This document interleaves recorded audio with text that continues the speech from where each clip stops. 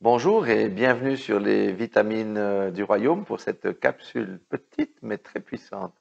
Je vais parler d'un thème, qu'est-ce qui nous définit? Qu'est-ce qui définit l'homme? Alors pour bien comprendre, je vais d'abord expliquer comment le monde définit l'homme. L'homme est défini par le monde par des critères, une question de race, question de statut social, question d'études, question d'intelligence, question des succès, le succès que la personne a obtenu, question d'expérience qu'elle a vécue et toutes ces choses. Donc le monde définit une personne. Mais en tant que chrétien, qu'est-ce qui nous définit? Eh bien, je vais lire une parole dans 2 Corinthiens, chapitre 5, verset 17. C'est une parole qui me fait du bien et qui va vous faire du bien. Il est dit, si quelqu'un, notez bien le si, hein, si quelqu'un est en Christ, il est une nouvelle création. Les choses anciennes sont passées, voici, toutes choses sont devenues nouvelles. Amen. Nous sommes une nouvelle création. Dans certaines Bibles, il est dit une créature, mais c'est pas vrai parce que moi, je suis toujours le même. La nouvelle création, c'est l'être intérieur. Je suis une nouvelle création. Alléluia. J'ai été créé à l'image de Dieu.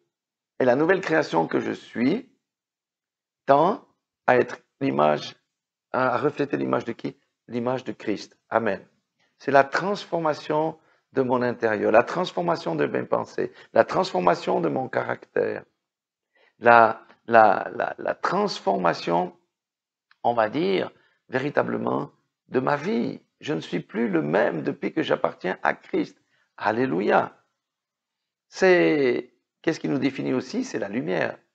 Quand quelqu'un est en Christ, il est une nouvelle création, il marche dans la lumière, il est loin des ténèbres, il ne pratique plus les choses des ténèbres, les choses qui se font en cachette et toutes ces choses. Nous pouvons marcher dans la lumière de la parole. Qu'est-ce qui nous définit aussi? C'est la crucifixion de la chair. Nous prenons notre croix chaque jour et nous crucifions notre chair parce que notre chair a des désirs contraires à ceux de l'Esprit de Dieu. Donc, ce qui nous définit aussi, c'est notre marche. Une marche dans la sanctification sans laquelle personne ne verra le Seigneur. Et bien entendu, si on entend ces mots, eh bien, le salut comprend la repentance, pas seulement au moment de la proclamation de foi, mais tout au long de notre vie, comme le dit l'Écriture.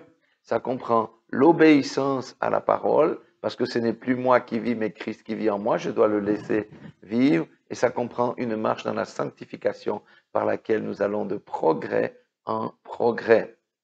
Rappelez-vous que Hébreux 5, 19 dit que Jésus-Christ est l'auteur d'un salut éternel pour ceux qui lui obéissent. Donc l'obéissance est indissociable du salut. Autrement, je marche en alliance avec le diable si je ne suis pas en alliance avec Christ et si je ne marche pas dans les voies de Jésus-Christ.